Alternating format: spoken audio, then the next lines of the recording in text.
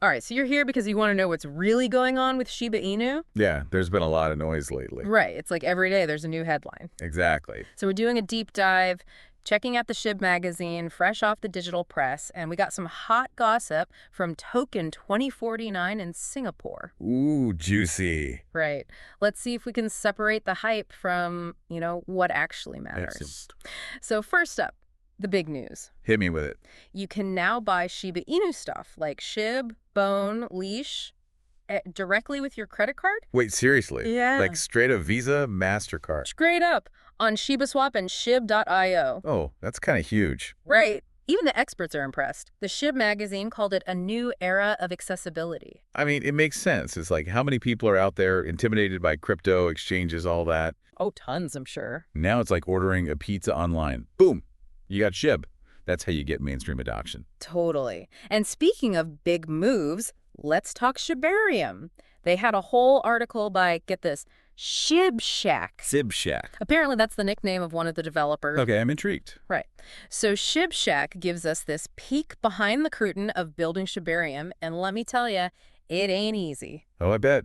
Decentralized finance, all that sounds complicated. Yeah, so for starters, they don't have the big exchanges on board yet. So no Coinbase, Binance, that kind of thing. Exactly. So they're having to find other partners to make sure there's enough, liquidity. Basically enough tokens to go around so people can buy and sell without problems. Right, exactly that. But then there's also the whole regulatory nightmare. They got to deal with KYC, AML, all those rules. Right, to prevent like money laundering and stuff, right? Exactly. But they also don't want to make the user experience a total pain. Yeah, because nobody wants to jump through a million hoops just to buy some crypto. For sure. Sounds like they're walking a tightrope. Seriously. But they're finding ways to make it work. That's good to hear. So what have they managed to achieve so far? Well, for starters, they are keeping the fees super low. Which is huge, like a big selling point for a lot of people. Absolutely. And they are keeping the stable coins, stable, making sure they hold their value. That's reassuring, for sure. What about security?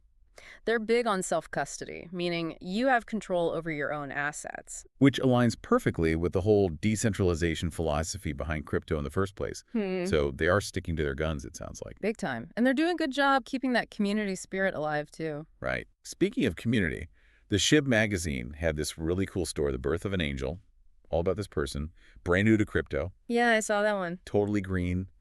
And they found a home with the Shib army.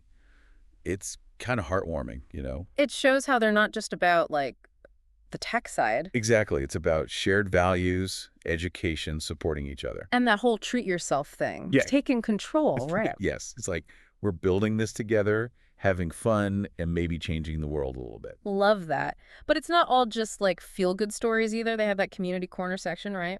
Oh, yeah, with the Shibarium Discord giveaway and updates from ShibaSwap. So they're giving people a real stake in things. Exactly. You're not just along for the ride, you're part of it. And even when they get technical, like that piece by Suraj Sharma on responsible adoption, Oh, yeah, that was a good one. it still comes back to that community doing things right, growing sustainably. It's refreshing, honestly. So, okay, we got all this community action, this Shibarium tech going on, and now it's easier than ever for regular folks to jump in with those credit card purchases. Right, what's the big picture here? It seems like Shiba Inu is going from meme to a legit player in DeFi, right? Right, building the infrastructure, bringing the people together, making it accessible. Setting the stage for, I don't know, mass adoption almost. Totally. Yeah.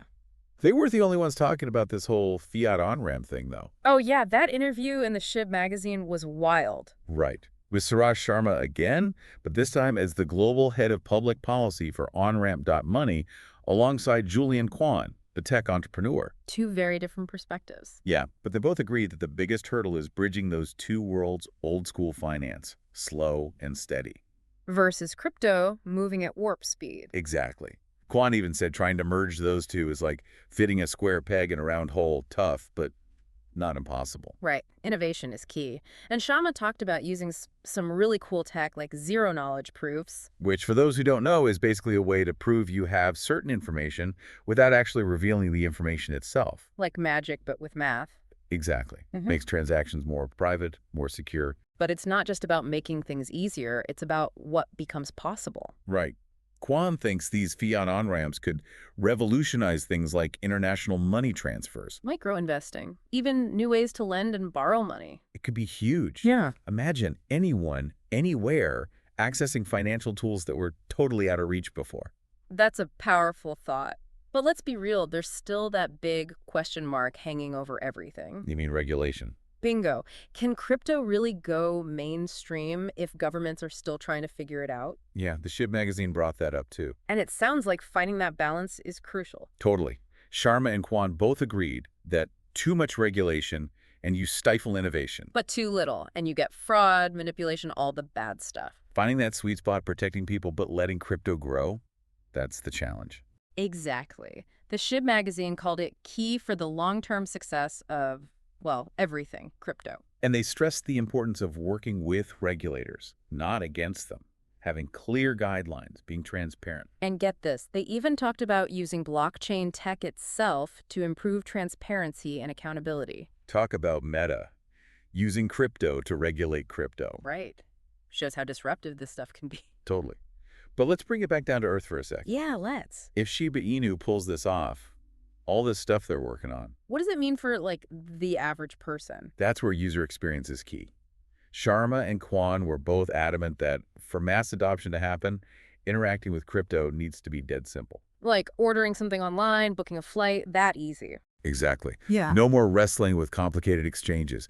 No more worrying about losing your private keys. It has to be intuitive, user-friendly, accessible to everyone, no matter their tech skills.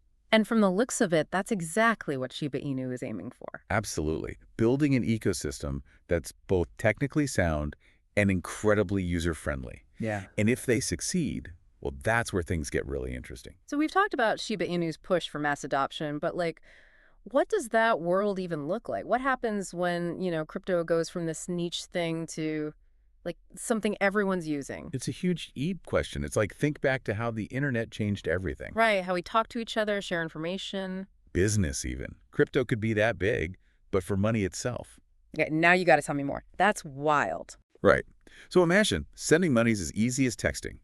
Doesn't matter where you are, what currency you got. Globally, just like that. And imagine if you never had access to, like, financial stuff before. No bank account, whatever. Because of where you live or just life, yeah. Decentralized finance, that's the promise. And Shiba, with all this user-friendly stuff, they want to be leading the charge. It's like they're building the future on a meme coin. It's kind of crazy. But doesn't that change things, though? Like, if millions of new people come into crypto, people who never cared before. Does it change what crypto is at its core? That's the question, yeah. Right, like decentralization, transparency, all that. Does it get lost if it's mainstream? Or does it become something even bigger, like a whole new way we see money, period? Man, it's almost too much to think about. On one side, you got these dog memes, this fun community, but then on the other side... World-changing tech. It's a wild combo. That's what makes this whole space so exciting, though, right? It's unpredictable. Totally. And it's always making us rethink what's possible. Who would have thought a dog meme would lead a financial revolution? Seriously. I guess you can't judge a crypto by its meme. Who knows what's next for Shiba, for all of DeFi? But it's going to be fun to watch. 100%. And as they say, the best way to predict the future is to build it. Well said. So, to everyone listening, keep learning, keep asking those questions, and hey, maybe treat yourself to something nice. You earned it. Until next time, everybody.